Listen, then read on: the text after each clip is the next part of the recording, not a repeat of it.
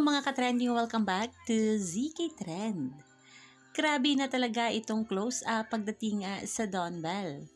Hindi tayo binigo noon pa man ng close-up, noon pang kasagsagan ng Hissing to Her na kung saan naglabas nga ito ng music video na pinamagatang Closer.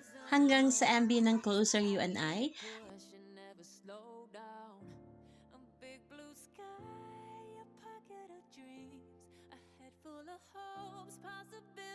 at maglalabas na naman ang bagong MV ang Close-Up kasama pa rin ang ating Dawn Bell na pinamagatang Moving Closer by Philip.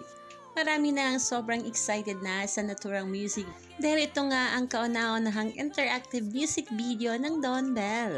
At marami ring mga taga-suporta ng Dawn Bell ang talaga namang naniniwala na ang Moving Closer MV ay another song for Matcha, karakter nga ni na Donnie at Bell sa hit series nilang How to Spot a Red Flag.